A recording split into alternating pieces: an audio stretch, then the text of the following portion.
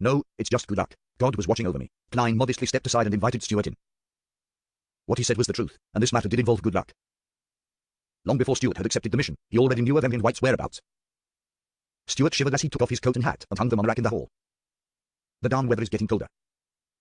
Perhaps I should try using those coats with cotton stuffed inside them, he said. You can't call this cold, right? If you go to the north of Mid-Seashire and live in Winter County for a day, you'll understand what truly low temperatures and true winter are like. Klein chuckled. Then, he generously asked, a cup of hot coffee. I would love one. Stuart followed him to the activity room on the first floor. I've been to North Mid-Seashire, and I know about the cold and the snow there. It was a nice vacation, but Backland's cold isn't inferior either. It went through my clothes like magic and seeped into my bones. Oh, what a wonderful fireplace. Stuart stood in front of the burning fireplace for 20 seconds before he sat down on the sofa. He looked at Klein, who was busy brewing instant coffee, and he said, I'm going south for a holiday to go fishing at Desire Bay for New Year's. What about you? Do you have any vacation plans? We put up with Backland's air for a year and work hard to save money, all for such a holiday. Perhaps I should head to Desire Bay as well, Klein said hesitantly. He turned his head to the side of Stuart's face, and for a moment he seemed to be in a trance. This involved an agreement. An appointment with his elder brother, Benson, and sister, Melissa. Ha ha, I'll show you my fishing skills when the time comes, Stuart continued without end. We still aren't rich enough, otherwise I'd like to travel to Fisac, Intis. And even to the southern continent. After he finished making the coffee, Klein handed the man a white porcelain cup. He took 2 steps back and sat down across from him. Holding the cup in his hand, Stuart took 2 deep breaths of the fragrant and warm steam. After resting for a few seconds, he put the cup down and said very formally, according to our agreement, I'll share the reward I received this time with you. The Whites gave a total of £50, and you obviously did more than I did. Sherlock, how about £30? I still have to pay my informants for their work. Only £50? A vampire is only worth £50? Klein couldn't help but silently hand-palm. But he also knew that it wasn't that the Whites didn't want to increase the bounty. It was because they were worried about giving too much money and scaring the detectives into making unnecessary associations, attracting the attention of the police or some official beyond their organization. To the average private detective, a £50 mission was already tempting enough. And Klein had only used £7 back then to hire detectives to investigate all the red chimney houses in the whole of Tingen City and the towns along its outskirts. In addition, the Whites gave you an extra £1, claiming it's for your transportation expenses for the past few days. Looking somewhat puzzled, Stuart produced 6 £5 notes and 1 £1 note. Klein reached out to take them, casually checked their authenticity, and didn't explain the transportation fees. Stuart didn't ask any further questions and instead said with a smile, apart from Mr. Stanton, you're the best detective I've ever met. Did you join this profession midway, or have you studied under a great detective prior to this? What great detective have I studied under? There's quite a number. There's Sherlock Holmes, a Hercule Poirot, the forever elementary school student, and the guy who swindles others in the name of his grandfather. Klein silently hand-palmed. He thought and said, I come from Mid-Seashire, and I did various jobs before I became a detective. That's why you're so rich in knowledge and experience, Stuart said in enlightenment. Hey, I'm a bit embarrassed by your flattery. Klein smiled but didn't respond. Stuart took a sip of his coffee and said, Sherlock, I hope you can provide me with help in the future if I encounter a difficult case that I'm unable to solve. My social connections in the detective circles have widened, Klein replied cautiously, if I have the time when the time comes. After some idle conversation, Stuart tactfully offered to take his leave, and Klein accompanied him to the door. After putting on his coat and hat, Stuart was about to open the door and leave when he suddenly turned around and sincerely said, Sherlock, you live too simply. Your talent deserves better coffee. Ah? Klein was stunned for a moment, but then he immediately felt a bit embarrassed. He laughed dryly and said, I can't tell the quality of the coffee. It's all the same to me. After sending Stuart off, Klein went to the butcher's to buy a few ox bones and some beef. He went to the vegetable shop to buy some ingredients such as white radish, rounding up all the required condiments.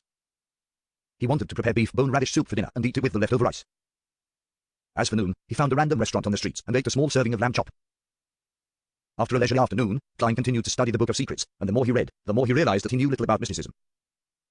Fortunately, he had a solid foundation. He quickly grasped many things once he came into contact with them and pondered over them. In the evening, he smelled the tantalizing fragrance of the beef bone soup, and his Adam's apple bobbed up and down twice. He heard the doorbell again, as though it was a bugle to signal dinner time. Gulping down his saliva, Klein walked behind the door and reached for the handle. The image of the visitor naturally appeared in his mind. It was the handsome but not masculine red-eyed vampire, Emlyn White. There's no need to rush him at all. What a man of his word. Klein opened the door and smiled. Good evening, Mr. White.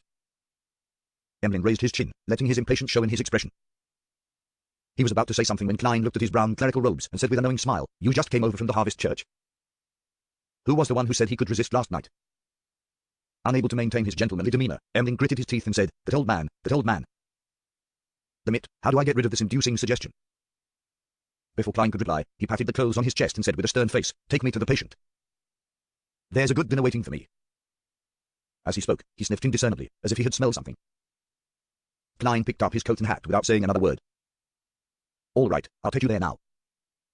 After closing the door and taking a few steps, he cautiously asked, do you have a certificate to practice medicine? How else am I supposed to convince lawyer Judge N to allow Mrs. Doris to take the medicine? Emlyn looked up at the sky at a 45-degree angle and said, I don't need those papers to prove my abilities. Before Klein frowned, he casually added, it's too simple. I obtained it easily by going through the process. This tone makes it sound like he's rather proud of receiving a certificate for practicing medicine. Klein smiled without a word.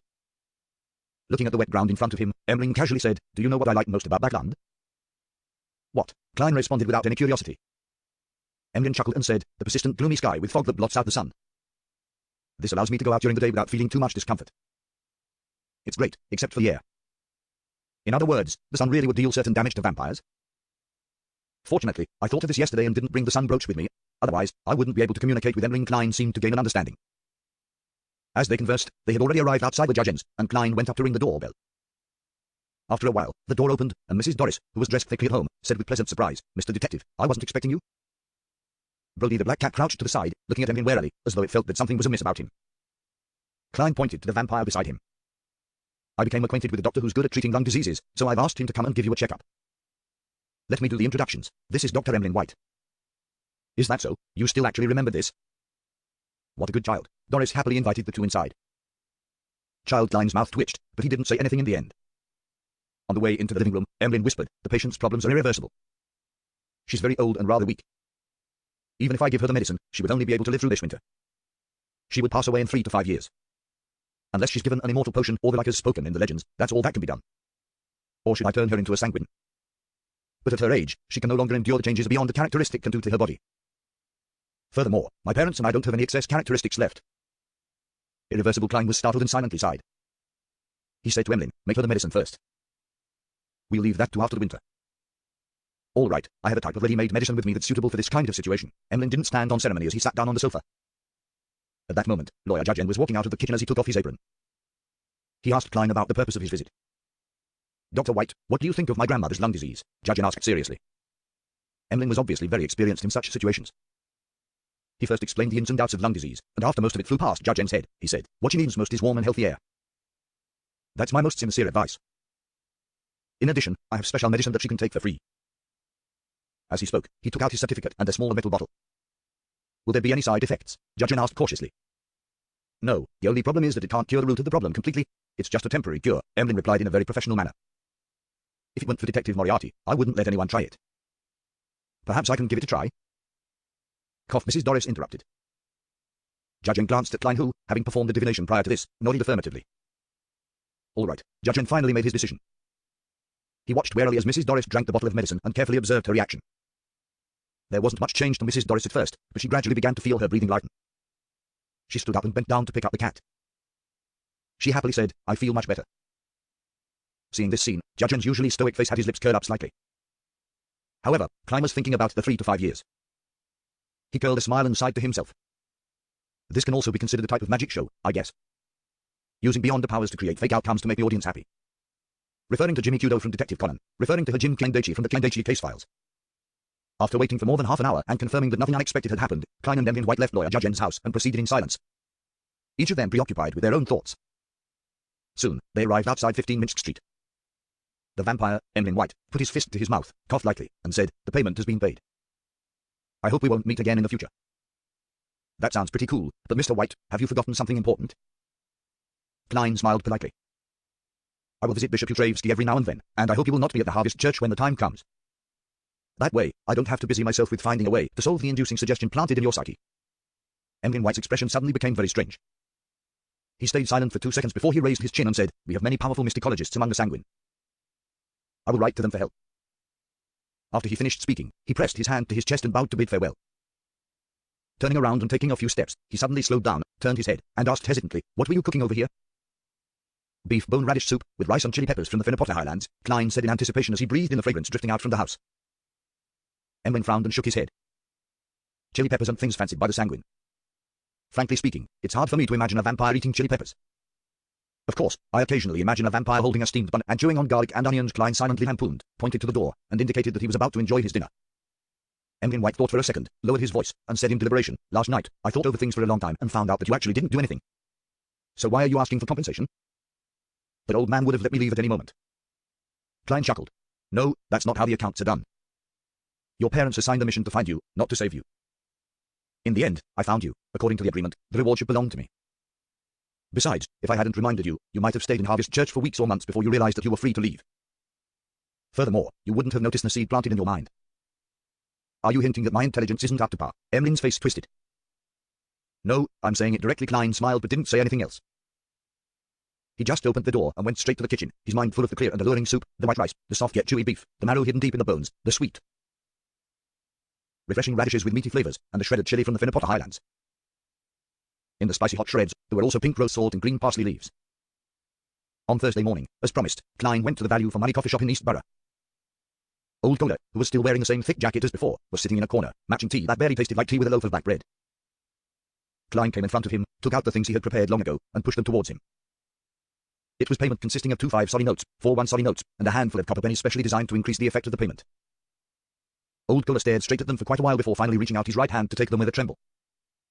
He looked at the money over and over again, raised his hand to wipe his eyes, and squeezed out a smile. At the dock, we carry the heavy goods and do some troublesome cleaning with our feet in the cold and dirty water, only for 1 solly a day. And there was a total of 15 solly here. Klein listened in silence. A few seconds later, he said, "What have you heard recently? What did you notice?"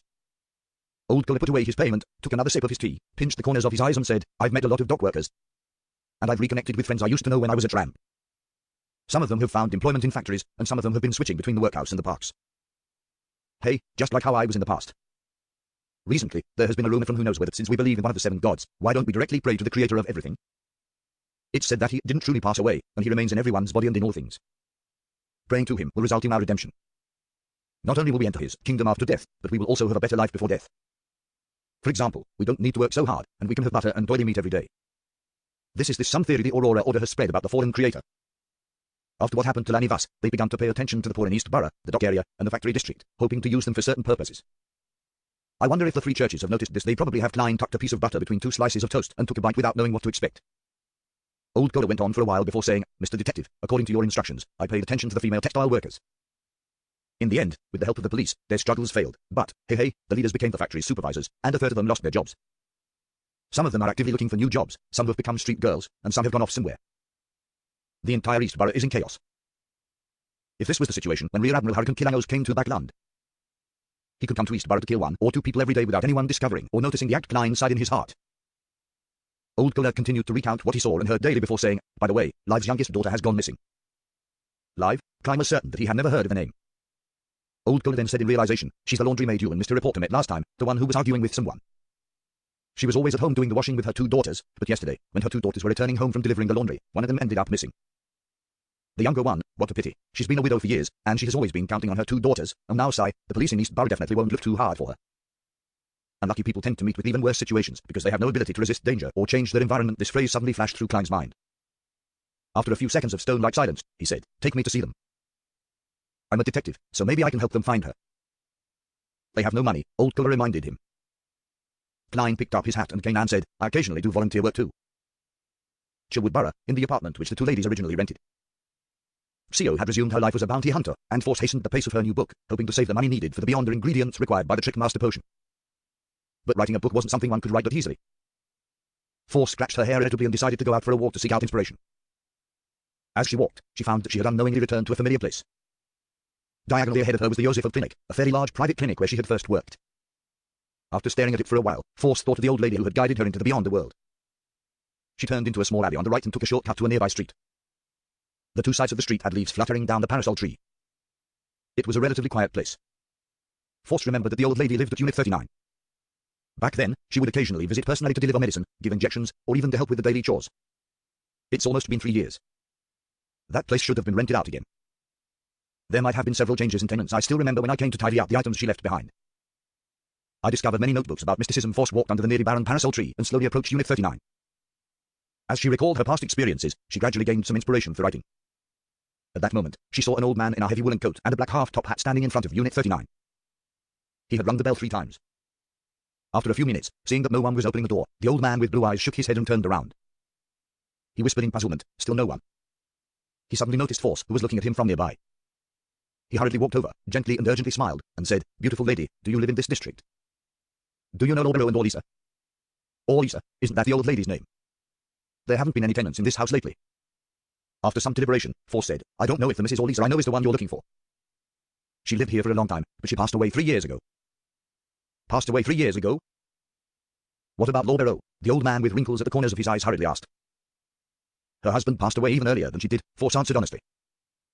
The elder was momentarily stunned before revealing a sorrowful expression. After a moment of silence, he said, Thank you, good lady. I am the elder brother of Law Barrow, and I've been living in Mid-Seashire all this time. As I haven't received any letters from them for a long time, I decided to come and pay them a visit. Can you tell me what happened to them in the past few years? Mrs. Orlice's husband's elder brother, could he be a descendant of the family she spoke of? Force suddenly snapped to her senses and replied with a smile, No problem. She quickly thought through what she could and couldn't say. The elder pointed behind him and said, There's quite a nice coffee shop over there. Klein once again stepped into the humid room of a slightly old apartment in East Borough. He saw the woman who had quarrelled with the street girl last time over her contempt towards her profession. She was standing in a pile of clothes. Her wrinkled face had lost a lot of its spirit, she lost her laborious drive, and she looked lifeless. As for her eldest daughter, the 17 to 18-year-old girl who was sitting by the bed and washing clothes, she kept sobbing. It's all my fault. I didn't watch over her properly. I shouldn't have taken her into the secluded alley. She even said that she was going to learn a few more words at the free school tonight. It's my fault, it's all my fault. Liv suddenly regained her senses and turned to look at her eldest daughter. She wiped away her sad expression and berated her fiercely. What are you crying for? Get up and wash the clothes. Do you want to starve? Do you plan on not even being able to attend the free school? After screaming, she saw Klein and Old Kohler at the door. Old Kohler this is? She asked doubtfully. Old Kohler seemed to be slightly afraid of her ferocity as he subconsciously took a step back. Liv, this is a detective, and EW wishes to help you find Daisy. Liv's wrinkled, peeling face turned to Klein and said coldly, We've already made a police report. Although she was perhaps in her 30s, she looked to be in her 50s. Klein looked around the room where many wet clothes hung. He vaguely remembered the last time he was here. There had been a 13 or 14-year-old girl, carefully holding a crude homemade iron to iron the clothes which had wrinkled from being hung to dry. Her hands had been covered with burns. She's the missing. Daisy. Klein looked back at the laundry maid, Liv, and said in a neutral tone, Do you believe that the East Borough Police will really be looking for Daisy? Are you sure the people who caused Daisy to go missing wouldn't cast their sights on your family? Do you wish to lose another daughter after losing one? When the cruel yet heart-wrenching words reached Liv's ears, the indifferent expression on her face slowly crumbled. She turned agape, but she couldn't say anything. The corners of her eyes gradually turned red. She abruptly lowered her head and muttered to herself in pain and despair, I don't have any money. The room suddenly became silent. Even the sobbing girl didn't make another sound. Klein pursed his lips and let out a silent sigh. I occasionally do volunteer work, simply to help others. Hey, I haven't done so in a long time, so please give me a chance. Volunteer work? Liv lifted her head and ruminated over the phrase. Klein nodded slightly and answered, The job will be done pro bono. No, it is not completely free either. Kindness will bring me great satisfaction. Since you have no other solutions, why not give it a try? Liv was silent for a moment. She raised her hand, which had wrinkled from being soaked in water for an extended period of time, wiped her eyes, and said in a low voice, Mr. Detective. You really are a kind and good gentleman. Her voice suddenly became choked with sobs. This was what happened. At midday before yesterday, at noon, Daisy delivered a load of washed laundry under Fraser's lead. It was just outside East Borough, and they needed to cross several streets. In order to rush back for lunch, Fraser had chosen a secluded alley, but a momentary distraction left her realizing that Daisy, who had been following her, was gone. She retraced her route but never found Daisy, and Daisy hasn't come back yet. Where did this happen, Fraser? The girl named Fraser had already stood up. Her eyes were red and puffy. She sobbed and said, right here in Broken Axe Lane, Mr. Detective. Will Daisy be all right? Probably, Klein replied without much of an expression. He looked around and asked, Do you have anything that Daisy often carries? I can borrow a police dog. It has an excellent sense of smell and can be used to find a person based on the lingering scent. No, Liv thought for a moment and said with a sad expression. Fraser once again shed tears. She felt as if the situation had turned into one of despair once again. Suddenly, she blinked and said, Wait, there's something. Daisy's vocabulary book. Vocabulary book? Old Kohler asked. Liv sniffed and said, I make Fraser and Daisy attend the free school at night. I can keep washing clothes, but they can't always be doing the same. This lady is such a good mother. Klein couldn't help but sigh. The free classes offered at night were set up by the 3 major churches or some charity organizations. From 8 to 10 o'clock in the evening, the school would be free of charge and would even provide stationery and a certain amount of paper. It was an education that was need-blind, and it would at most involve some religious knowledge. Klein had heard old Neil mention that he had once been a teacher for the Church of the Evernight Goddess for several years. Because there were very few people who volunteered to be teachers in the free school, a unique teaching method was established. Teachers would arrive early, gather the few students who had the best academic progress, imbue them with the content for that day's class, and then put them in charge of teaching the different classes. The teachers would supervise, correcting any mistakes. It was called a tutorial system, corresponding to the free classes with a free organization such as the Technical Workers Workshop, which were truly accessible to the poor and one of the few outlets to escape from poverty. Unfortunately, there were too few similar organizations, and it was difficult for them to play a substantial role. At this moment, the sobbing Frasier added, Daisy liked studying very much. She was made the tutor of her class by her teacher. She would put together the vocabulary words she had copied and hug them in her bed every day. She would wake up early and go out into the street to recite them under the light of dawn. She's always found it regretful that there are no street lamps around here. As she spoke, Frasier rushed back to the bunk bed and took out a stack of crumpled paper from under the tattered pillow. Due to it being in a humid environment for extended periods of time, the words that were copied on it had already smudged. The edges of the sheets of paper were worn out, as though they had been turned over and over by someone for a long time. Mr. Detective, is this okay? Frasier handed Klein the so-called vocabulary book, which had no binding at all, and anxiously asked. Yes, Klein answered very simply. He wasn't trying to comfort Frasier. Although it wasn't the kind of items Daisy carried around all the time, it was something that had accompanied her all this while. Moreover, it had been projected with Daisy's strong will. It was excellent for using it as dowsing to seek her out. He casually flipped through the vocabulary book and said, then I'll start taking action. The earlier I find Daisy, the better. Liv and Frasier were unable to find words to describe their feelings. All they could do was watch as Klein and Old Kohler leave, repeating the words thank you, Mr. Detective, and thank you, good gentleman. After leaving the apartment, Klein turned to Old Kohler and said, you should pay attention to those female textile workers who lost their jobs. Especially those who have neither found new jobs nor become street girls, and pay more attention to those who have gone off to unknown places. Pay attention to your own safety. Ask less and listen more. If you do this well, you'll get a bonus. All right, Old Kohler nodded heavily. He didn't immediately bid farewell. After hesitating for a moment, he asked with a tone full of expectation, you'll find Daisy, won't you, Mr. Detective? I can only say that I will do my best. Klein didn't make any guarantees. Old Kohler sighed and smiled bitterly. I've lost my child, so I'm very unwilling to see this sort of thing happen. He waved his hand and walked towards another street.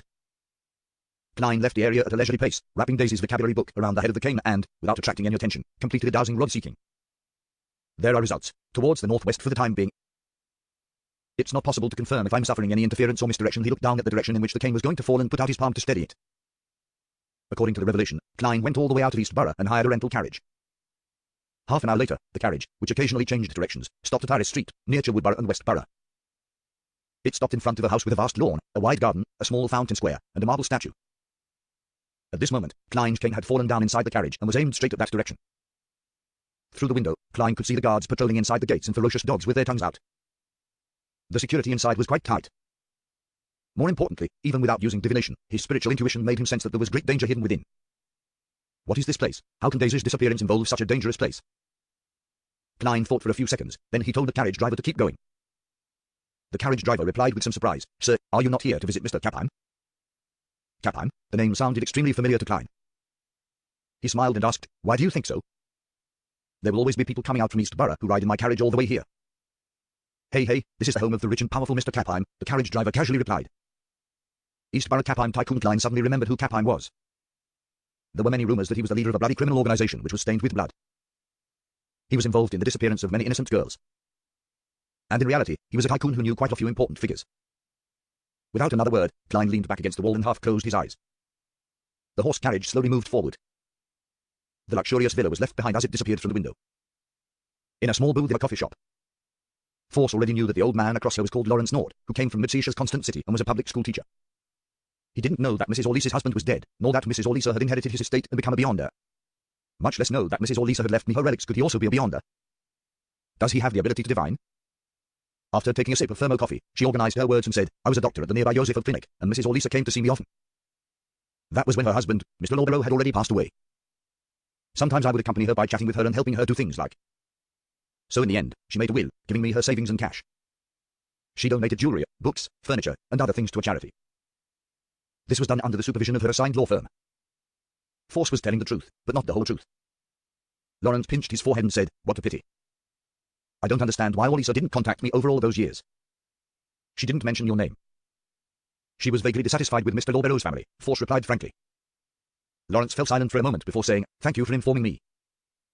It has made me understand certain things. By the way, where are Lawborough and Orlice buried?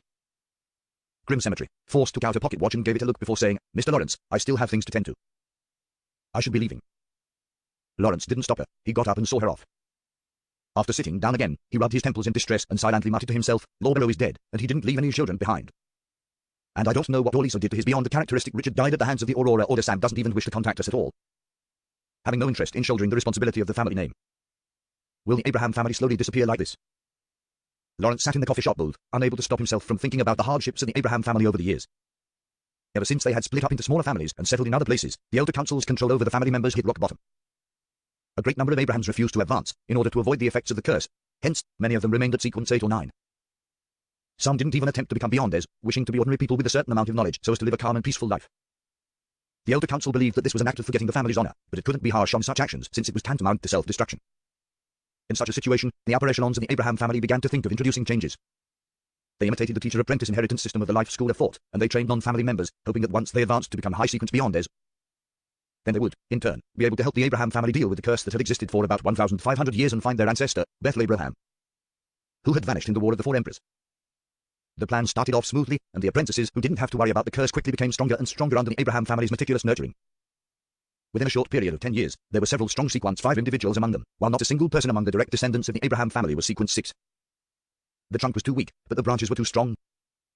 Hence, the seeds of tragedy were planted, and the ambitious apprentices began casting their sights on the powerful sealed artifacts that the Abraham family possessed. Their plot failed, but it also resulted in serious repercussions. All the non-family members at sequences 6 and 5 were of the opinion that their positions within the Abraham family didn't match their own strength and that they couldn't be trusted, preventing them from being in possession of certain sealed artifacts. In the process of going back and forth, with difficult negotiations occurring and compromises between the two parties, an accident happened. One of them, Traveler Botties, was lured by the true creator into joining the Aurora Order, which led to a terrible disaster. In this disaster, the upper echelons of the Abraham family were almost completely destroyed. More than half of the few powerful sealed artifacts were lost, and only 3 were left. As a result, Lawrence's brother, who he shared the same mother with, Richard, died. Not only did Botties benefit greatly from it, but he also gathered all the beyonder ingredients he needed, and with the help of the true creator, he successfully overcame the dangers and became a demigod, becoming one of the 5 saints of the Aurora Order, the Saint of Mystery. After the disaster, the rebuilt Abraham family's elder council reflected over the actions of the past few years, but they couldn't find a solution to the problem. Emotions such as negativity, dejection, and hopelessness shrouded the hearts of the few remaining family members. Lawrence didn't wish to be placed in such an environment or face sighing and repressed emotions every day. He found a reason to leave the elder council and came to Backland to look for his other brothers, Lawborough, who he shared the same mother, and Sam, who he didn't share the same mother. But now, he suddenly realized that he was the only one remaining from his father's line. He was already nearly 80 years old, and all his children had died in the disaster brought about by Botties. Just recalling the past made him feel sorrow from the bottom of his heart. The most painful thing was that he couldn't see the hope for revenge, and he couldn't see the dawn of his clan's glory appearing once more. I'm already very old, and I was also injured before. Unless it's absolutely necessary, I wouldn't dare to use my beyonder powers anymore, which would cause me to lose control or even cause the curse to descend. What is the future of the Abraham family? Lawrence took a sip of the thermal coffee and fell into a long silence. Upon returning to her rented house, Force immediately entered the bedroom and locked the wooden door behind her. She sat on the edge of the bed, calmed her mind, and whispered the honorific name that represented hope in the future. The fool that doesn't belong to this era. You are the mysterious ruler above the grey fog. You are the king of yellow and black who wields good luck. I wish to inform you of what I have encountered today. I met the elder brother of the husband of the old lady who made me become an apprentice. He seems to be a member of a certain family. I didn't mention anything related to mysticism, but I'm worried that he has extremely powerful divination abilities and will be able to find out the complete truth. At this moment, Klein happened to be above the grey fog. He saw the crimson star that represented the magician expanding outward, rippling as he heard the stacked layers of pleas. After figuring out the details, Klein tapped the edge of the ancient table and said to himself silently, how cautious for her to know to seek help from the fool. Besides, your guess isn't wrong. The corresponding sequence 7 for apprentice is astrologer. Having recently read the Book of Secrets thoroughly, he had quickly come up with a plan that would help him interfere with divination through rituals. I have to say, with the Book of Secrets and my advancement to sequence 7, I'm becoming more and more godlike when above the grey fog. Of course, for the time being, I'm still just an empty shell. Speaking of which, I've been acting in front of Miss Justice and Mr. Hangman several times, fooling them completely. Why didn't I receive any feedback from my spirituality? The speed at which I digest a potion doesn't seem to be getting faster as a result. Does it have to happen in the real world? Yes, it might be possible that their applause, as an audience, has been blocked by the grey fog, preventing them from directly affecting me. Just like how the eternal blazing sun and the true creator are unable to penetrate the grey fog to find this mysterious space. From the looks of it, the reaction between the grey fog and this mysterious space is very mechanical. It's not sentient enough, and it lacks intelligence. However, to me, this is actually a good thing. In the midst of his thoughts, Klein turned his knowledge into an ancient piece of goatskin and threw it into the crimson star that symbolized the magician. A boundless greyish-white fog suddenly filled the air in front of Force's eyes, and an illusory yellowish-brown goatskin descended from the sky. When she saw the information written on it, she suddenly felt at peace. With Mr. Fool, Mr. Lawrence certainly wouldn't be able to get the correct revelations via divination. Force sincerely expressed her gratitude and busily prepared for the ritual. She had seen a lot of instances where evil spirits did harm to others. In fact, she didn't trust the Fool that much, but the curse of the full moon forced her to rely on him. Regardless of how bad the consequences are, I will just lose my life. Without the help of Mr. Fool, I would have already lost control during the last blood moon and become a monster every day I live is a day gained. This is all given to me by Mr. Fool, and he can take it back at any time. Well, it's best if he doesn't force took a breath and lit the 2 candles that symbolized the Fool. The initial steps of the ritual were no different from those she had mastered before. This continued until the candles were lit and the essential oils, extract, and herbal powder were thrown into the fire. When the fragrance of a serene etherealness filled the room, a faint, illusory fog covered the entire altar. According to the contents of the goatskin, Force quickly adjusted her body and mind, entered cogitation, and chanted the corresponding name of the Fool over and over again. Such monotonous, repetitive behavior allowed the originally calm and relaxed Force to slowly enter a state where the mind was in deep sleep while her spirituality dispersed. Her entire being felt groggy, but she maintained a strange sense of lucidness. She felt as if her spirit was floating about, constantly moving upwards. This was similar to the secret deed process that was formed with the help of an external object, but it was different in many ways. This was a technique in mediumship and was used to communicate with high-level spirits. At an extremum, it could even allow a beyonder to travel the spirit world under the pretext of maintaining a special lucidness. Some beyonders who specialized in influencing the mind called it artificial sleepwalking. They could use techniques such as hypnosis to make ordinary people enter this state as well. In that way, an ordinary person would appear to be in a deep slumber, yet they would be able to answer questions. Although their eyes and mouths were closed, they could detect the presence of various spirit bodies around them, thus completing a certain degree of communication. The reason why Klein didn't let Force use the secret deed ritual was that it could only give knowledge or direct effects such as purification or corruption, letting the target's mind gain a wonderful experience. It couldn't interfere with the divination or other matters done by another person. Simply put, the secret deed ritual directly affected the target's spirit body, astral projection, body of heart and mind, and ether body. The related positive or negative states were removed, and with the artificial sleepwalking ritual, it allowed Klein to do something indirect, so as to deal with any outside interference. In a daze, Force felt herself drifting back to the majestic old palace above the grey fog, and she saw Mr. Fool sitting high above, looking down at everything. Klein looked at the image of the magician projected by the dark red starlight. He unhurriedly picked up a paper figurine that he had found earlier from his trash pile in the corner. As a seer who had advanced twice, he had many ways to interfere with the divination of others, so he didn't need to rely on mystical items to help him. At this moment, due to the effects of the ritual, the mysterious space above the grey fog started to tremble slightly, and some of the power was flowing due to the perturbation. Klein's left hand pressed the Dark Emperor card on the surface of the long bronze table, connecting it with his own spirit body and uplifting himself to a higher level. It raised his level just like the previous times he used the flaring sun charm and the Zeit's copper whistle to solidify his spirit body. Then, with a flick of his right wrist, he threw the paper figurine out. The paper figurine suddenly expanded in size, and on its back, 12 pairs of black angel wings which were cut out of paper grew out. The feathers were vivid and lifelike. The paper angel pierced through the dark red light and overlapped with the illusory figure of the magician. Without any warning, it started to burn and completely disappeared. The half-awake Force seemed to see a dignified and majestic angel as it wrapped layer upon layers of pitch-black wings around her. After an unknown period of time, Force suddenly awoke from her artificial sleepwalking state. In front of her were only the 3 candles quietly burning on the altar and the fog that had permeated the entire room. At the tip of her nose was the familiar fragrance of serene etherealness. Angel Force was so lost in thought that she momentarily forgot to end the ritual. 1, 2, 3, 4, 5 I think there were 12 pairs of wings according to the canon descriptions of the various churches. That's an angel of the highest rank. Force tried to recall what she had seen in her reverie. She was both shocked and not that shocked, as if what she had encountered was a shocking event that she had previously taken for granted but had simply never encountered before. It isn't surprising that Mr. Fool has the services of an angel. From the fact that Miss Justice and Mr. Hanged Man occasionally use the word him to refer to him, one can imagine so. The fact that he's able to isolate the effects of the moon's ravings allows me to infer, however, my request was only to interfere with Mr. Lawrence's divination. Yet, he actually made an angel protect me. Isn't this too extravagant, or is this a routine act for him? Ah, one more problem. Why are the feathers on the angel's wings black? Does this signify degeneracy or death? What is the true identity of Mr. Fool? Which great being is he? Death was rumored to have died in the Pale Era. He wishes to be reborn through the tarot gatherings. Force suddenly took a deep breath, completely unconcerned that the gentleman named Lawrence would find anything wrong with her through his divination. On the realization that she had already joined the tarot club, she smiled dryly and whispered silently, I can only do as Emperor Cell said, take things one step at a time. After gathering her thoughts, Force humbly thanked Mr. Fool once more. Following the normal process of a ritual, she extinguished the 3 candles' flame and began to clear the altar, which was filled with all kinds of items. Above the grey fog, Klein temporarily put the matter of the Abraham family at the back of his mind. According to his original plan, he conjured a pen and paper and wrote the following divination statement, Daisy's current situation. Putting the fountain pen away, Klein stacked Daisy's vocabulary book and the piece of paper with the divination statement on it and held them in his left hand. Then, leaning back in his chair, he entered a state of cogitation, reciting the words Daisy's current situation over and over again. After 7 times, Klein fell asleep, his eyes black with a hint of red before grayness surfaced in them. One scene after another began to flash. Some were contiguous, some had gaps, and some were completely incoherent. Klein saw Live's youngest daughter, a 13 or 14-year-old girl who persisted despite being repeatedly scolded. She was dragged into a remote alley by a man wearing a heavy jacket and a greyish-black cap after he covered her mouth with a handkerchief from behind. Another man, who was dressed the same, took her legs, and they lifted her as they quickly walked away. Their destination was the carriage parked outside the alley. The whole incident was over in less than 2 minutes, and by the time Daisy's sister, Fraser, returned to search for Daisy, the carriage was already gone. Within the carriage, a sharp, ice-cold dagger was held to the muddly-headed Daisy's face, and the old threats rang in her ears. The carriage drove into the luxurious villa. Daisy was in a small, dark room, and from time to time, the sound of women's cries, screams, and curses echoed outside.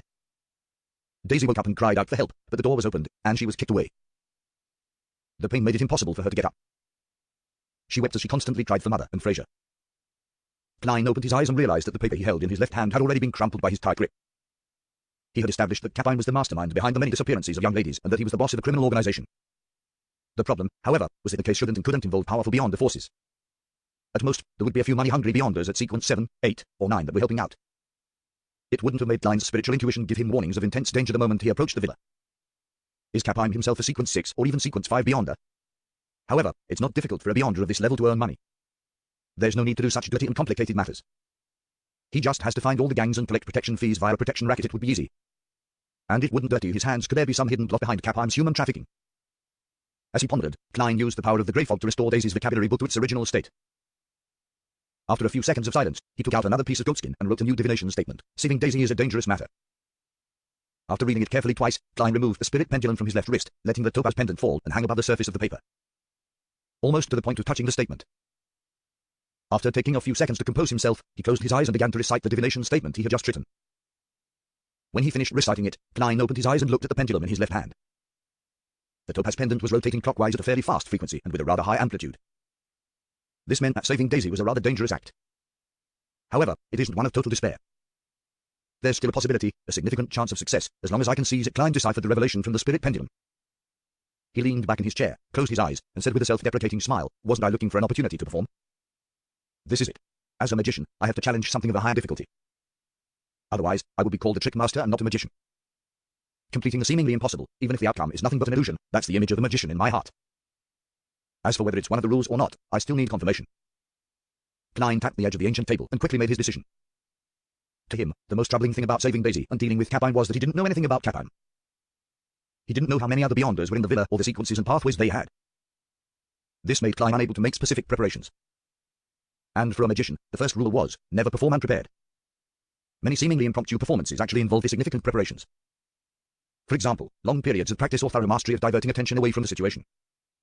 Should I get Miss Justice's help to learn more about Capine's background for my daughter? Klein seriously considered the options available to him. However, he quickly rejected this idea. No, I won't be able to receive detailed information. Although Capine is involved with many powerful figures in the Velphi, it's not something that can be publicized. Miss Justice will, at most, learn of the nobles, members of Parliament, or civil servants which he is involved with, but she won't be able to determine how many Beyonders are in his villa. Much less the traps or the layout. Through the clues from these connections, Miss Justice might be able to figure out what I wish to know given a few weeks' time, but that's too slow. Rescuing Daisy needs to be done as soon as possible. Any delays will result in a tragedy. Klein's eyes swept across the surface of the long bronze table and onto the junk pile in the corner. His mind began to formulate an idea. On the one hand, I can get Miss Magician and her friend, Miss Xio, to investigate Capine's background and determine which Beyonders he has ties with. The two ladies are very well connected in East Borough, several gangs, and a considerable number of Beyonder circles. On the other hand, I can take action by myself. I can obtain information from the servants or bodyguards that come out from Capine's villa via mediumship. After finalizing his plan, Klein was in no hurry to get help from Miss Magician. He decided to try doing it by himself first so that he could find out more about the matter in a targeted manner. In the blink of an eye, his figure disappeared from the towering palace above the grey fog. After lunch, a man wearing a greyish-black cap and a thick cotton coat cautiously left from the back door of Capine's villa. He walked all the way to a crossroad and got into a rental carriage. East Borough. He touched the dark red birthmark on his face and instructed the carriage driver. The carriage began to move, and the man looked out of the window with a bored expression, admiring the beautiful ladies and young ladies on the streets. If only we could kidnap them, the man let his imagination run while he revealed a regretful expression. When he was far from Iris Street, he suddenly shivered, and his eyes became slightly dazed. He knocked on the wall and said to the carriage driver, "Stop, stop. I forgot something. Here will do." The carriage driver didn't dare to reprimand the ferocious man. He didn't even mutter as he stopped the carriage by the side of the street and allowed him to alight. After paying 6 pence for the ride, the man retraced the direction in which he came for dozens of meters before entering a cheap hotel. Without the need for any proof of identity, he paid for a room. After entering, he left the door ajar without locking it. Then, the man sat on the edge of the bed with a deadpan expression. Suddenly, a transparent and illusory figure separated from his body. It was none other than Klein, who was dressed as a worker. He had used the method of summoning himself to transform into a spirit body and had attached himself to this man's body, allowing him to walk to a convenient location for mediumship. After knocking a man out, Klein's spirit form disappeared from the room. Not long after, the door was pushed open, and he walked into the room in his corporeal form. Using a wall of spirituality to seal the place, Klein quickly set up a mediumship ritual, allowing the alluring scent of the Mantha extract and of the spirit medicine to emanate in the surroundings. After finishing his preparations and just as he was about to start the mediumship, he suddenly exclaimed and stopped his actions. He discovered that the spirit body of the man who was unconscious on the bed had a mysterious, unknown restriction. If he forcefully did the mediumship, although there was a high probability of success, it would activate the seal and cause some beyonder to notice this occurrence. This would end up alerting the enemy. Such a strange beyonder power, very cautious and very careful. What Capheim is involved in isn't simple at all. Klein took a few steps forward, frowning slightly. He glanced at the unconscious man and suddenly chuckled. Do you think you can stop me with just this? He quickly suspended the ritual, summoned himself again, and responded to himself. A few seconds later, he flew out of the candle's flame in his spirit body form and floated in the room once more. Without any hesitation, Klein, in his spirit body form, suddenly approached and possessed the unconscious man. The man suddenly sat up and opened his eyes. His expression appeared lifeless. He straightened his body, walked to the front of the altar, step by step, and then chanted in a low voice, "The fool that doesn't belong to this era. You are the mysterious ruler above the grey fog. You are the king of yellow and black who wields good luck, in a room filled with the ethereal fragrance of a Mantha extract, and I have the spirit medicine, Capheim's henchman, who had been possessed by Klein, was made to chant the fool's honorific name." Amidst the monotonous yet rhythmic murmurs and the fragrance that made it difficult to focus, the man's spirit body gradually dissipated. He became muddly-headed but maintained a certain degree of unusual lucidity, as if he was hypnotizing himself. With Klein's help, in his spirit body form and the feedback from the chanting the fool's honorific name, he slowly entered an artificial sleepwalking state. His astral projection approached the infinitely high grey fog and the mysterious location above the grey fog. Klein seized the opportunity, ended the summoning, and returned to the towering ancient palace, where he sat at the seat belonging to the fool. He saw a bright light circle wriggling around him, sketching out the illusory figure of Capheim's henchman. The mysterious space was affected by the ritual as it trembled slightly. Some of the energy was being pried away and was slowly flowing. Klein picked up the Dark Emperor card, and a paper figurine flashed in his hand. With a flick of his wrist, the paper figurine flew out and absorbed the sliver of energy that had been pried out of the grey fog. It then transformed into a man wearing a black cap and a thick cotton jacket. He looked identical to Capheim's henchman, even his aura and feel was indistinguishable from the real person. This paper figurine overlapped with the target's illusory figure and helped him resist the mysterious and unknown restrictions placed within his spirit body. At the same time, Klein held the Dark Emperor card and spread his spirituality, touching the projection of Capheim's henchman formed by the pure light. This was one of the applications of secret deeds, where a weak human and a great being were able to be a little in tune with each other, feeling the corresponding knowledge and gaining a wonderful spiritual experience. Unlike normal circumstances, Klein was playing the role of the great being in this instance. In this kind of close interactive state that belonged to a secret deed, humans could gain knowledge from great existences, and great existences could also naturally use questions to obtain the information they wanted. If it wasn't for Klein's inability to master the field of the mind, he would have been able to plant an inducing suggestion. What kind of powerful people are in Capheim's villa? Klein asked through the interactive spirituality state. Without any resistance, the projection transmitted the memories to Klein, making him feel like he was watching a holographic film. The man in the cap stood respectfully and fearfully in the room. In front of him was a middle-aged gentleman in a black tailcoat and a white wig. This gentleman had a long, thin, and stern face, and his mouth was naturally pursed, giving off an exceptionally cold feeling. He followed the golden chain on his watch, took out a pocket watch of the same color, pressed it open to take a look, and then he said in a deep voice, "Look at me." The man in the cap didn't dare to disobey as he raised his head and looked in front of him. "Yes, Mr. Harris." Before he could finish his words, he saw a pair of eyes that flickered with a strange light, and he heard a command, "Maintain secrecy. You can't leak anything you see or hear in this villa to anyone else." The man in the cap trembled inexplicably, feeling that he had to do as the other party had ordered. He lowered his head again and said, "Yes, Mr. Harris." The man in the cap carried an unconscious girl along the stairs to the entrance of the basement. There was a small room that was separated from the others, and a bearded man with an unknown age was sitting inside it. This bearded man had a pair of frighteningly cold blue eyes.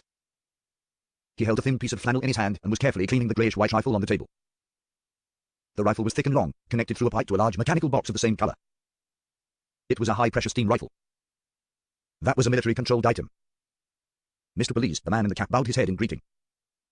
The man in the cap entered a neatly arranged underground structure which resembled a prison. He then locked the unconscious girl in one of the small rooms. He locked the door, returned to the corridor, and picked up the lantern he had been assigned. At that moment, he saw a figure slowly approaching from the other end of the corridor. The figure seemed to be able to see through the darkness without any lighting. With the aid of the lantern, the man in the cap realized that it was a woman in her 30s. The woman was wearing a brown bonnet, a thin white blouse, and suspenders, as well as leather boots that reached her knees. There were old scars on her face and a cruel smile at the corners of her mouth. The man in the cap lowered his head in fear as he stammered, "Ma'am Cathy." The woman ignored him. Step by step, she approached him and walked past him, as though he was nothing more than air. When the lady named Cathy had left, the man in the cap curled his lips and said, "Bitch. When you get into bed, you'll definitely be more energetic than a prostitute." He pushed up his crotch, held up the lantern, and left the basement. The man in the cap met two men in the grand hall that shimmered gold. One of them was about 1.65 meters tall, and he was a little plump. He didn't have any special features, but his eyes always had a frightening look. The other was slightly taller than 1.70 meters, and he looked a bit old. He had some wrinkles and a high nose bridge. His brown eyes were filled with spirit, and he didn't seem to have a look of deterrence. Mr. Kapheim, the man in the cap, greeted the plump middle-aged man. Then he said to another person, Mr. Parker. In the early light of dawn, the man in the cap met the cold middle-aged gentleman called Mr. Harris at the entrance to the basement. Harris, wearing a white hood, glanced at him, who was standing respectfully by the side. He indifferently stretched out his right palm towards the entrance of the basement and solemnly said, Confinement. Silently, there was a subtle difference in the surroundings. There are a total of 4 beyonders. At least 4 of them the strongest should be that Mr. Harris, a sequence 6 at the very least, or maybe even sequence 5. I wonder what pathway it is. It does seem similar to the Dark Emperor pathway, relying on order and issuing commands. Judging from the scenes just now, the restrictions pertain only to the basement, not the entire villa. That's right. With so many people coming and going during the day, it would be too troublesome to enter and exit once the restrictions are in place. I wonder if it's the same at night. Klein analyzed the information he had just received and asked again, what's the overall layout of the villa? He quickly received feedback and saw a magnificent hall, a wide dining room, connected corridors, washrooms, and scenes of the basement. Through them, Klein pieced together in his mind the rough layout of Kapheim's villa. Feeling the drain on his spirituality, he asked a final question. Who are the important figures whom Kapheim is closely related to? The scene in front of his eyes was the magnificent hall from before. Half-naked girls were prostrating themselves while serving the guests drinks, letting them abuse them or fool around with them. Otherwise, they were being dragged directly to a secluded spot to be ravaged. They were young, and their faces were bitter and numb. Any slight delay or lack of enthusiasm would result in them being whipped by Kapheim's attendants or maidservants. None of these servants showed a shred of sympathy despite seeing such evil scenes. They fought to be the first to showcase themselves in a bid to obtain rewards.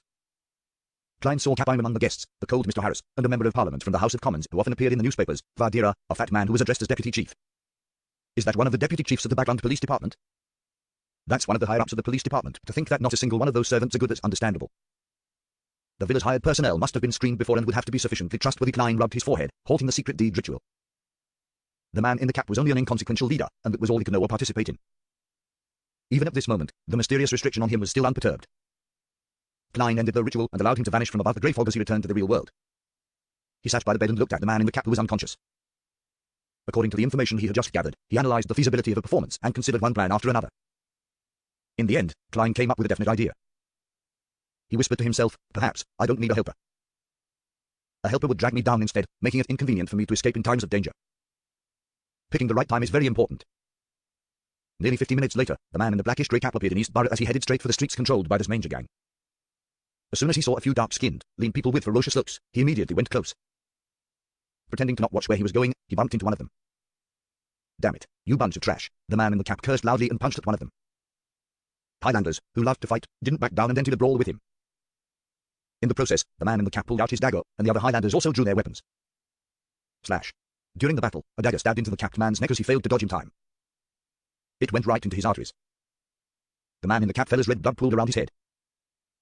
He quickly lost his life, and the illusory, transparent figure within his body immediately vanished. Klein returned above the grey fog, and using it as a springboard, he re-entered his body. He then opened his eyes in the cheap hotel in Sherwood Borough. He cleaned up the rest of the evidence and went to the front desk to check out of the room. On his way back to Minsk Street, Klein once again went above the grey fog.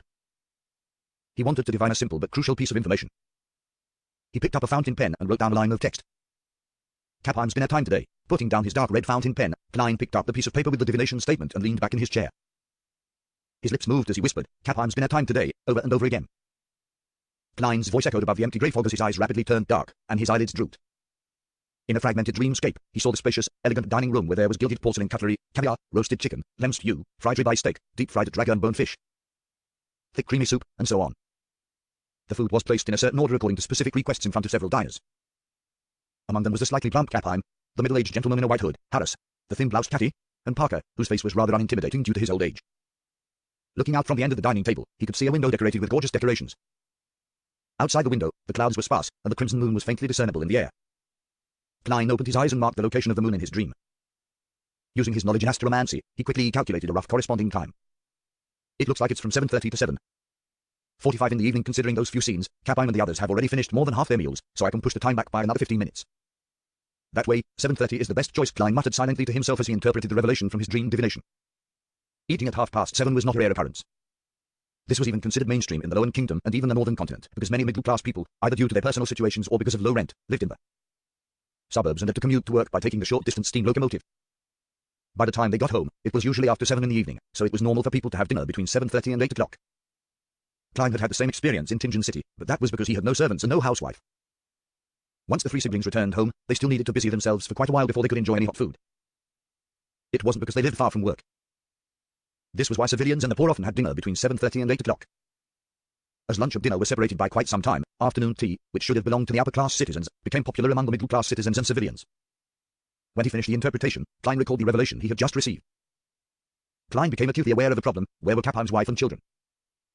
They didn't appear in the dining room as Kappheim, an extreme believer in the Lord of Storms, so his wife and children had to eat their meals in the activity room.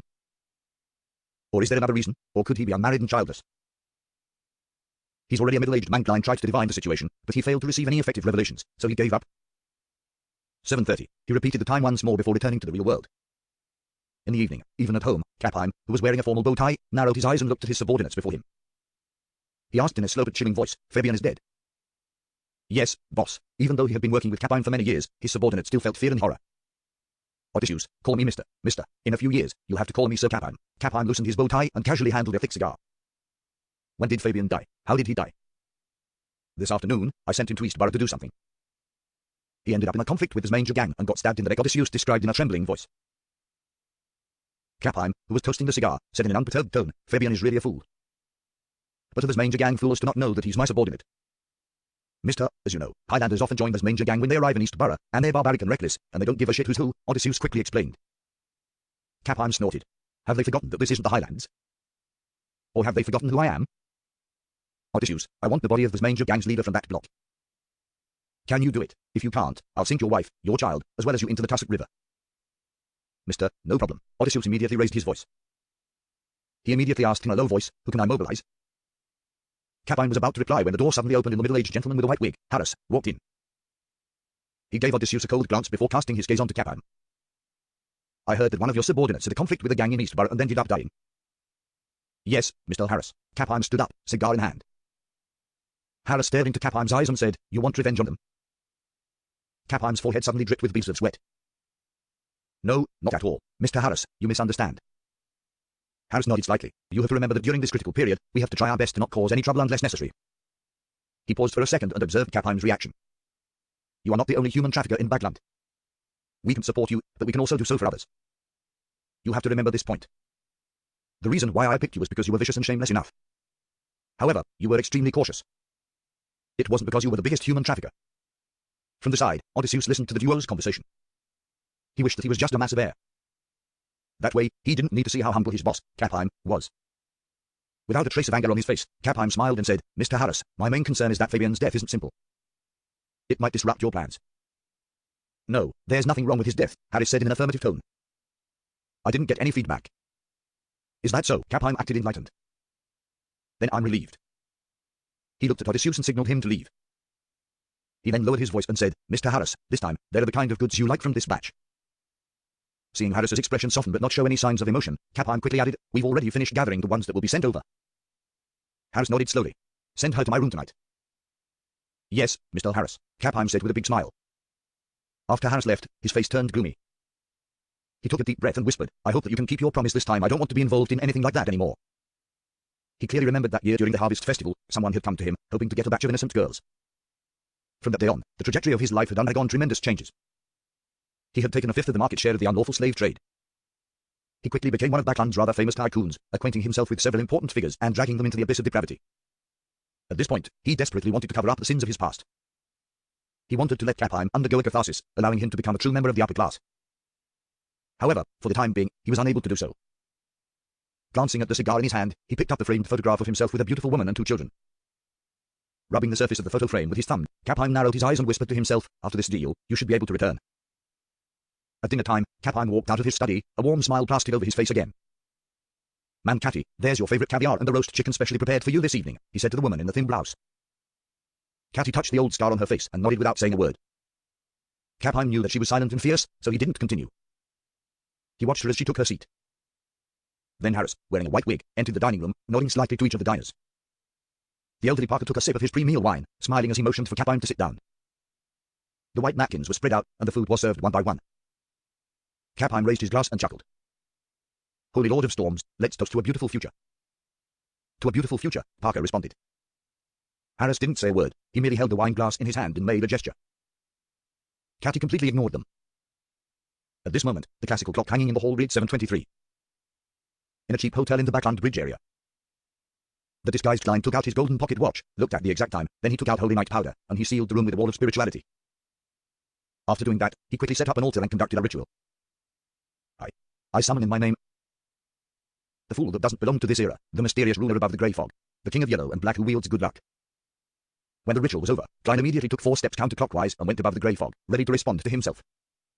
Inside the towering and solemn palace, he saw the door of summoning condensed by rippling light. It was a pair of illusory doors that opened outwards, covered with mysterious symbols. Klein was in no hurry to be summoned.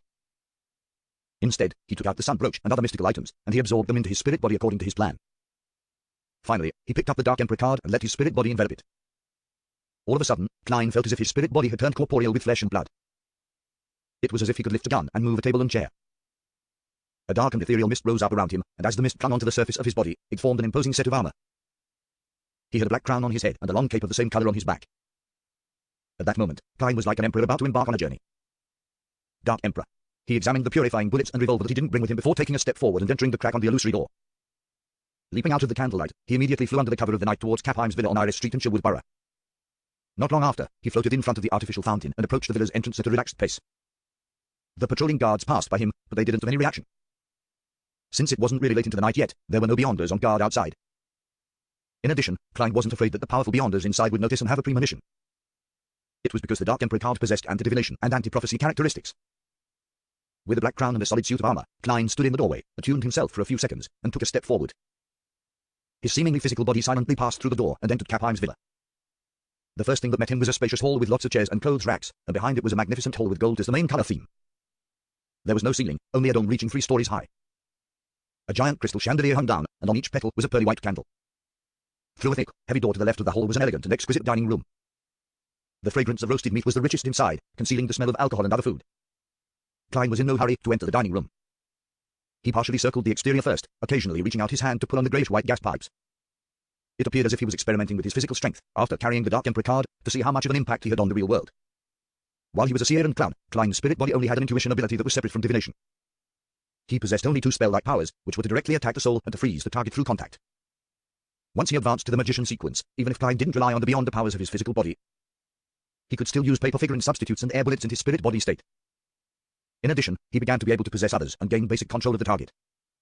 Augmented by the Dark Emperor card, the strength of his spirit body increased, and the number of items he could carry increased. His spell-like powers, which could directly attack souls, evolved into a spectre's shriek. It produced sound waves that were inaudible to humans, but capable of damaging the souls of all living beings in the area. Similarly, the frozen effects derived from contact was clearly strengthened. After confirming everything, he found the corner of the wall and penetrated it to enter the dining hall. Then, suppressing all his emotions, he swept his eyes across the long table. The scene of Harris in his white wig, Cathy in her thin blouse, Parker with his aged face drinking red wine, and the slightly plump Capheim slicing his ribeye steak caught his eye. Klein retracted his gaze quickly, not daring to look too much, lest the few Beyonders would discover him via their spiritual perception. With the help of the spiritual glows from the male and female servants standing around him, that is, the color of their auras, he carefully circled around the dining room and figured out the exact layout. For example, the size of the dining room was equivalent to the total area of his living room, dining room, and activity room. Another example was that there was a fireplace that burned with charcoal. It warmed the entire room via pipe. There were 16 elegant gas lamps, and their lighting mixed together, making the room appear like it was daytime. Across from the fireplace was a wall which had hanging picture frames. There were sketches and oil paintings, all works of famous artists. That bearded Belize isn't here. He should be changing shifts at the basement for a Beyonder to be willing to do such menial work. Capheim is definitely not involved in a simple matter of human trafficking. Klein thought for a few seconds, then he leaned against an oil painting of the sunset. He reached his hand into his body and unscrewed a translucent brown bottle's cap. It was a biological poison bottle. The reason why he paid so much attention to the time and chose to arrive at dinner time was because, at this very moment, the main figures were gathered here in the most orderly manner. It was the most advantageous for him to use the biological poison bottle. And with the tightly shut doors and windows during early winter, it allowed the effects of biological poison bottle to be more effective and have faster effects. In addition, Klein didn't soak the biological poison bottle to concoct the prophylactic drug before he came. He was currently in his spirit body state, so he wasn't afraid of biological poisons. With his spirit body's concealment and containment, he stood there silently and patiently admiring each and every one of the elegant wall lamps which were connected to the greyish-white gas pipes. Quickly, the odorless poison swiftly emanated outwards. Harris, with his white wig, sliced up a deep-fried dragon bone fish, dipped it in black pepper sauce, and stuffed it into his mouth. Chewing and swallowing, he picked up the faintly golden champagne that was bubbling like a string of beads and took a sip in a good mood. He couldn't help but think of the entertainment that he would be experiencing that evening, the joy of a stubborn girl being conquered by him. This affected his appetite and made him unable to concentrate. Catty didn't get a servant to help her slice the roasted chicken. She was burying her head, holding a knife and fork, and like doing a precise dissection, she quickly divided the chicken into several pieces. They were all almost the same size. As Parker sampled the red wine and ate the stewed lamb, he would occasionally chat with Capheim, who was sitting at the head of the table, and was considered as a guest that didn't study the title. The dinner proceeded in an orderly manner, and finally, Capheim put the last piece of beef into his mouth. He smiled at the three Beyonders and said, "Mr. Harris, Ma'am Catty, and Mr. Parker, tonight's desserts are from La Barrega's head chef. There are 3 kinds, fruit caramel pudding, cream shortcake, and the carrot cake." Harris, who had always been cold, nodded slightly. "We love dessert so much in this country." As soon as he finished his reflection, he saw Capheim raise his hand and scratch his cheek before scratching again. "It's a little itchy." Capheim smiled apologetically. Before he could finish his sentence, he couldn't help but scratch one more time, leaving a clear bloody mark on his face. The bloody mark quickly swelled up, and his skin turned translucent. One could even see yellowish pus inside. "It's really a bit itchy." Capheim smiled again. He scratched the original spot again, but due to using excessive force, the swelling caused the translucent skin to split open, and pus with a nauseating smell sprayed out. Harris narrowed his eyes and shot to his feet, looking around warily. "Ha ha ha. Ha ha. Ha ha ha." At that moment, he heard exaggerated laughter, and his body suddenly tensed up. He saw a male and female servant holding onto their bellies, laughing out loud. They laughed so much that they couldn't even straighten their backs. Tears flowed out from their laughter. Their laughter caused the room to turn completely silent. Like a chain reaction, the rest of the servants fainted or vomited yellow-green liquid continuously without end. None of them were spared. Catty flipped the dining table, letting the gold-plated cutlery and leftover food and wine to spill onto the floor. She had a revolver and a soft black whip in her hands. Parker stood up as well, but his mind appeared adrift. He looked at Capheim crying miserably for help as he kept scratching and forcefully tore off a few pieces of flesh. For some baffling reason, he felt that the other party's ugly and disgusting appearance was quite the fine sight. At that moment, Harris realized that he was a little out of breath and realized that the room was probably filled with poison. He growled, "Hold your breath." Parker opened the door. "Catty, follow me to find the intruder."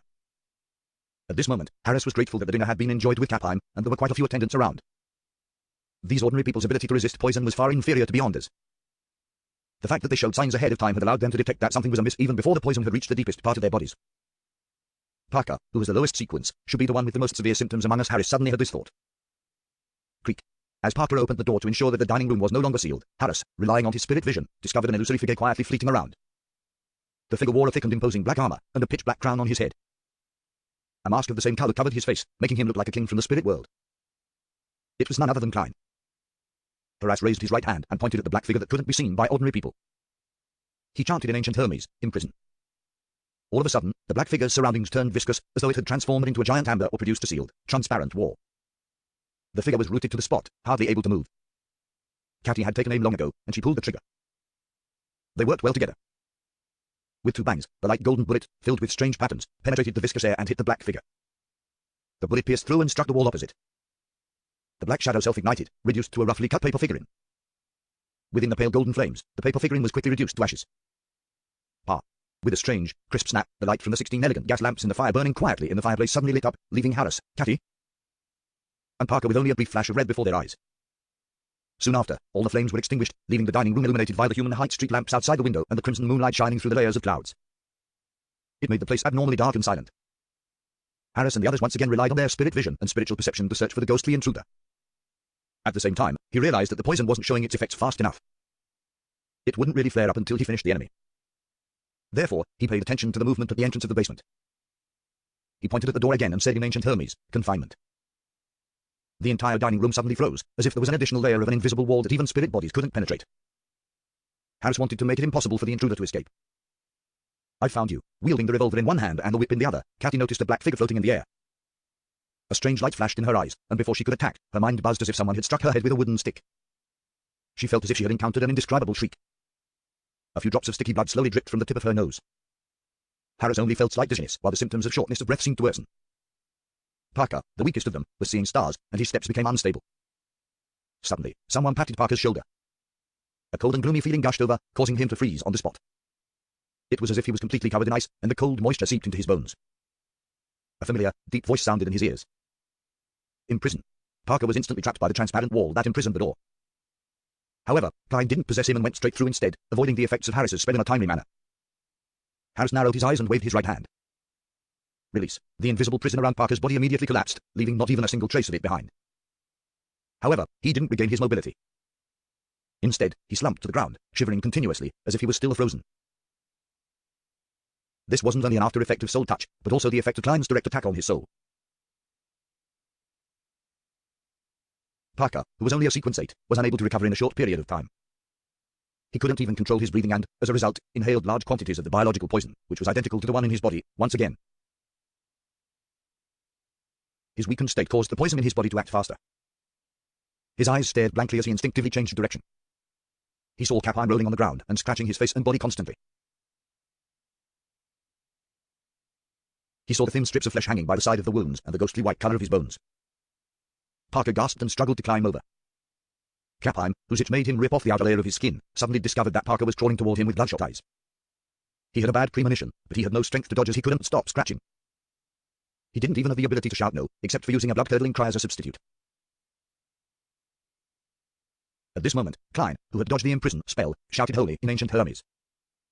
Then, he rubbed his fingers together and shot an air bullet through the dark golden sunbird brooch's coruscating glow. As soon as the air bullet was formed, it took on the holy luster and shot straight towards Harris's face. This was the holy oath provided by the sun brooch, and Klein had augmented the air bullet with holy damage. Harris had long since changed his position. He was abnormally agile, and unlike a midge, he was more like a pugilist expert. As he avoided Klein's air bullet, he motioned for Catty to lash her whip to hold Klein back. When Klein's attack was interrupted, Harris took an iron black metal glove from a hidden pocket of his and tried to put it on his left hand. In his spirit-body state, Klein didn't need to look out from the corner of his eye to see what had just happened despite not facing Harris. He immediately flew up, avoiding Catty's lash. He flew over the chandelier and pounced towards Harris. When Harris saw this scene, he held the black metal glove and pointed diagonally upwards. Exile. Klein was suddenly hit by an overwhelming and invisible force. His entire spirit body was blown away by the wind and hit the wall conjured by confinement, but didn't penetrate through it and escape. Seizing this opportunity, Harris put on the iron black metal glove. In the blink of an eye, he seemed to grow a bit taller. His authority was uplifted like he was a figure that could determine the life and death of others.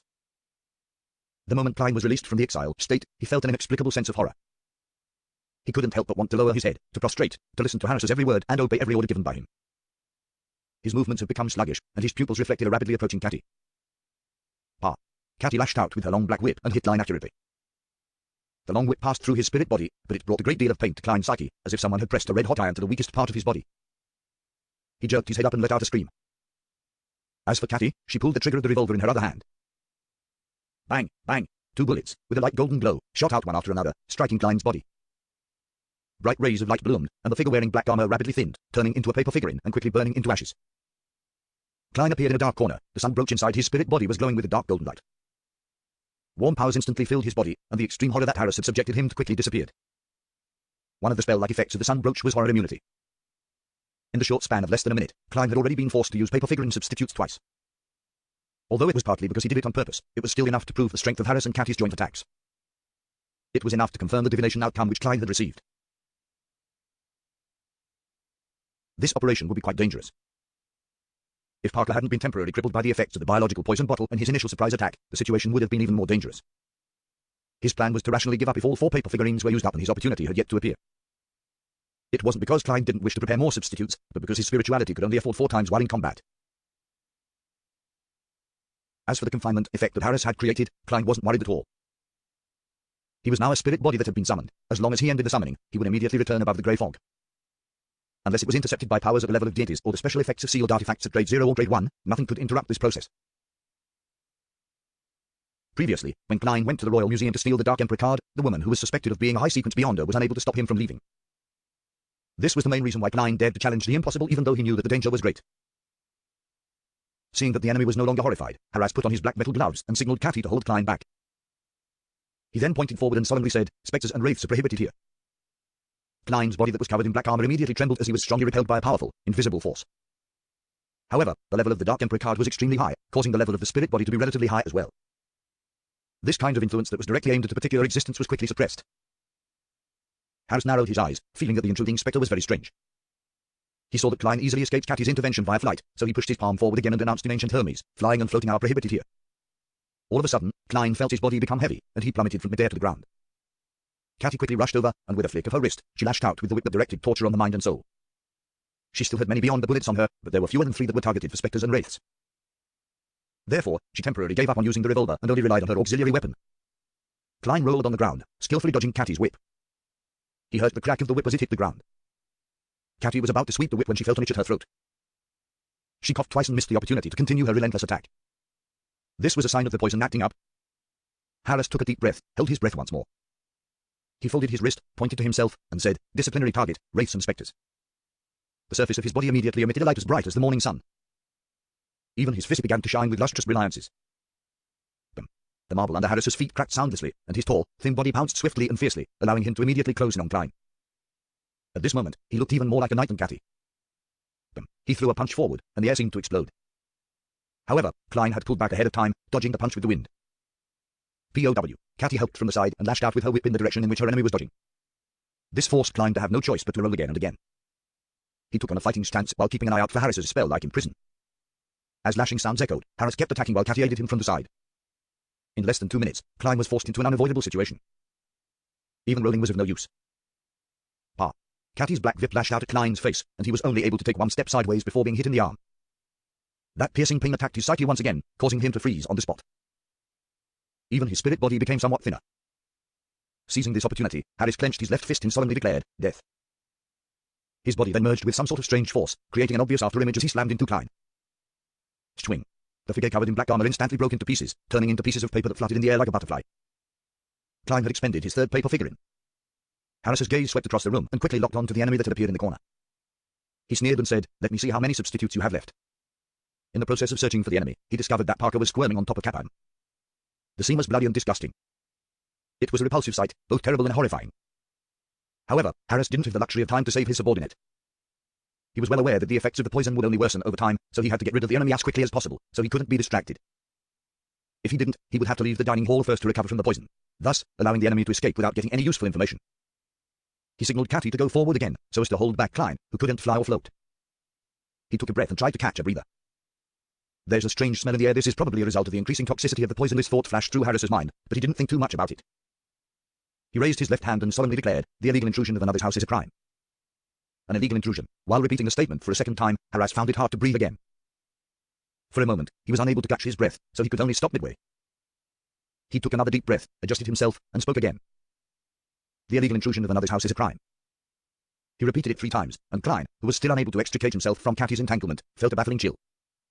Cough, cough, cough. Cathy showed coughing symptoms again, and the flailing of her whip became sluggish. Klein took the opportunity to stop the embroilment with her, but he didn't attack her. Instead, he raised his head, opened his mouth, and let out a sharp cry that no human could hear.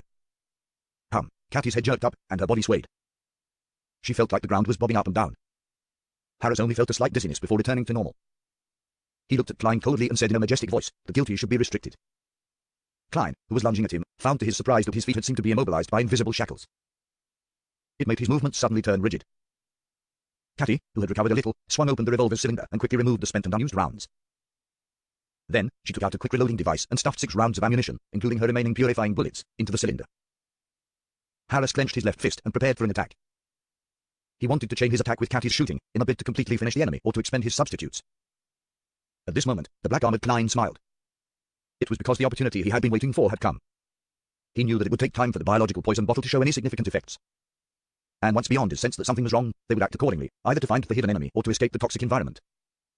It would be difficult to seriously damage them or even finish them. Therefore, he had 2 other reasons for using the biological poison bottle. The first reason was to weaken the enemy. The second reason was to mask some smells about Harris, and the others would attribute all the abnormal smells they detected to the poison in the air. It made them focus all their attention on this aspect. This was the most important segment of a magic show, and also the key to success or failure. That abnormal smell was the smell of gas. The reason why Klein left the gas lamp and the fire in the fireplace suddenly brighten and extinguish wasn't solely to affect Harris and Company's vision. It was mainly to attract their attention, so that he could destroy a few hidden gas pipes. In the beginning, he had intentionally put himself in danger in order to trick Cathy into firing a bullet meant for wraiths and spectres, so that she would no longer blindly fire at him and not trigger a corresponding explosion. He kept entangling himself with her and hadn't made any other attempt solely because he was waiting for the air to be filled with gas. Therefore, he kept holding back from using flaming jump or flame controlling. As for Harris's actions of using confinement on the room, he had expected it, but he didn't expect it to be this successful. Therefore, before he entered the dining room, he had kindly inspected the doors and windows to see if they were airtight. He had destroyed the hidden gas pipes in the hall, causing the area, both inside and outside, to become a huge bomb. Even without confinement, it would ultimately not affect anything. As a spectre, Klein was undoubtedly unafraid of explosions. Lower-level ghosts might be annihilated by fire, but spectres would at most suffer some damage. This was why Klein had to buy extra purifying bullets and the sun brooch despite the fact that he had flame controlling. When he saw that Cathy had raised her revolver and was about to shoot, and that Harris was about to pronounce death on him, Klein smiled and snapped his fingers. Harris suddenly felt a dangerous foreboding. However, at this moment, he saw that a flame had already lit up in the fireplace to his side, instantly igniting the surrounding air. Boom. With a loud boom, Harris's vision was instantly filled with an inferno that filled the room. It was as if he was watching a grand display of fireworks. Capine lay flat on the ground, itching and aching, wishing he could tear himself apart on the spot to rid himself of this hellish pain. Then, he saw a scarlet wave of fire that spread over in a flash, and he heard a deafening explosion. He imagined that this last moment would seem infinitely long and that it would allow him to recall all of the beautiful scenes when his wife and children were still by his side. He thought that he would feel relieved because he would no longer have to endure this inhuman torture, but at that moment, extreme fear and an intense desire to live surged from the bottom of his heart. And the so-called memories didn't even flash past his mind before he was overwhelmed by an excruciating pain before being plunged into deep darkness. Boom! The dining room windows were blasted apart, accompanied by countless brick fragments and rubble, as well as the burning tongues of fire that kept reaching outwards. The guards patrolling this area were immediately knocked over. Those who were lucky enough to not get hit to their ears left ringing. Their bodies either swayed, staggered, or fell. They saw that more than half of the dining room's outer wall had collapsed and that the flames seemed to be floating in mid-air.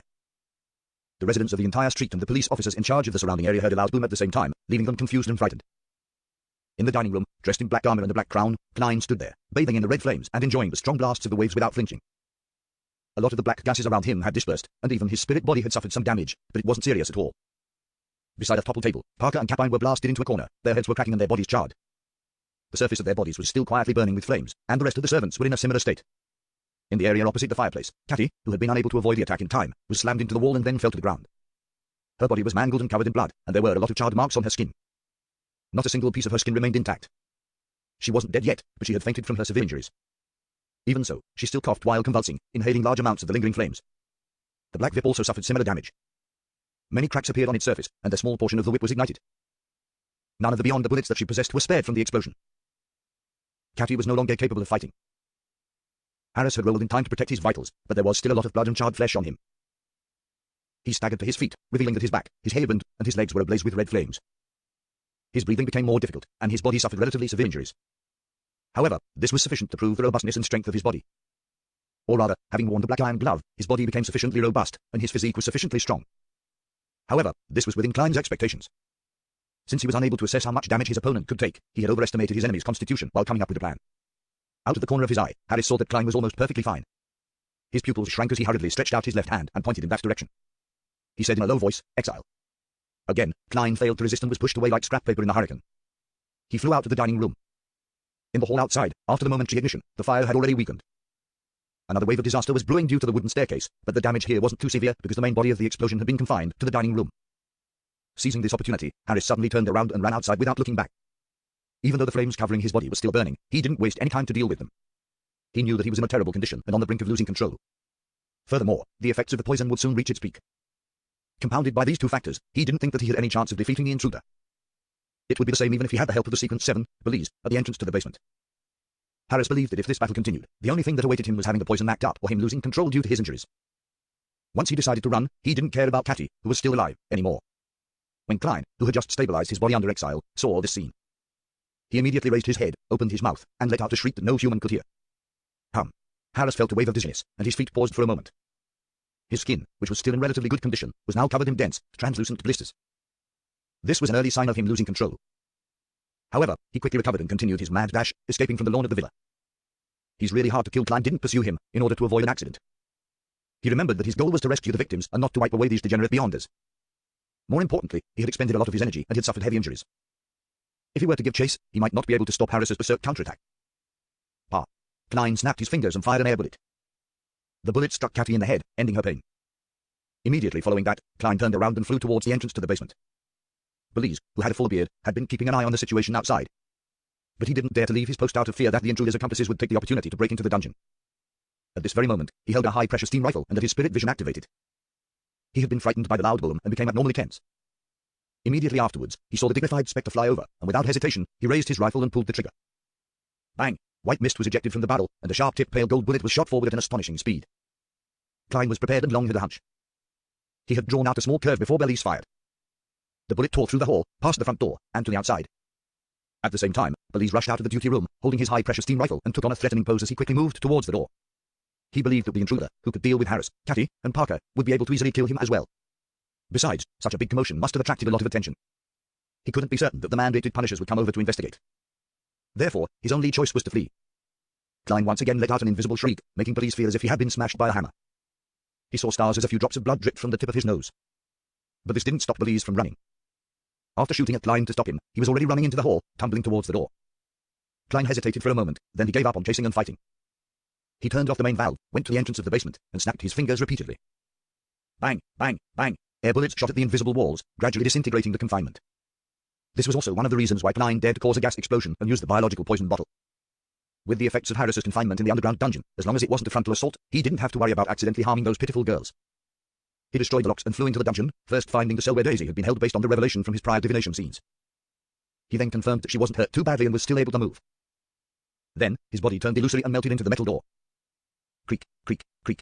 The iron doors on one side opened quickly, one after another, as though an invisible spectre was running to unlock them. Creak, creak, creak. After one side was done, he did it for the other side. Daisy and the other girls were frightened by the explosion outside. After a while, she was surprised to find that the door to her cell was open for some baffling reason. Yet, no one entered. It felt like she could leave at any time. Some of the girls, who hadn't been disciplined at all since they were recently kidnapped, mustered their courage, got up, and attempted to run to the exit of the basement. They passed through the hall, which was slightly damaged by the explosion, and they left the burning villa's worsening condition, running faster and faster in the direction of freedom. When they reached the street, Daisy and the other girls thought to look back. Looking back, they could just barely make out an imposing figure standing upright on top of the evil building. It was clad in full black armor, and it wore a black crown. Whoosh! The cape behind the figure began to flutter silently. As they remembered the scene, they sought a nearby cathedral with their mistrust towards the police. When Klein returned to the smoky and burning dining room, he found that Parker's and Cathy's beyond the characteristics have just begun to show signs of appearing. He checked the items they were carrying and confirmed that most of them had been destroyed. Even their money was charred to a crisp. Klein jumped up to the second and third floor, quickly checking for any relevant clues. He didn't attempt to use mediumship because he was short on time. And bringing them above the grey fog didn't meet the requirements of his curtain call.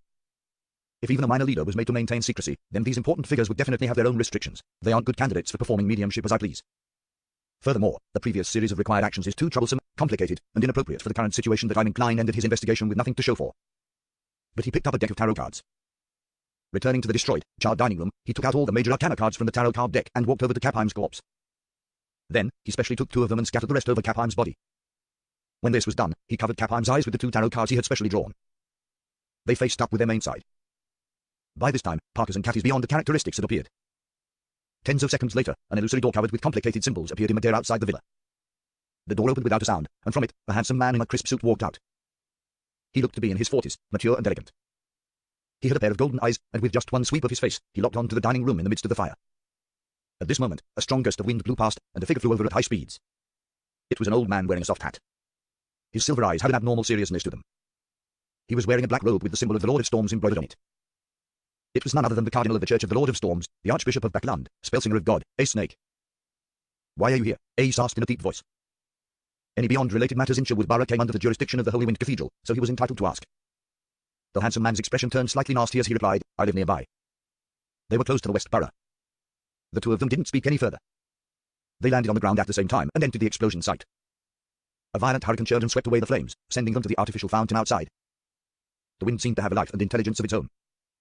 The 2 demigod figures then saw Cathy, whose head was shot and her flesh charred black, and Parker, who was entangled with someone else while his head had caved in and cracked. They also saw Kapheim, who was covered in tarot cards, as well as the 2 major arcana cards on the face of the human trafficker. These were the Judgment card, which depicted an angel blowing a great trumpet, and the Emperor card, which was decked out in armor and was crowned. Almost at the same time, Cardinal Snake and the handsome man sensed something and turned their heads to look outside. They discovered a majestic figure in black armor and a black crown located at the top of the house by the side of the villa. The figure nodded slightly, and his cape was lifted. Then, without any warning, he disappeared, right under the noses of the 2 high-sequence beyonders.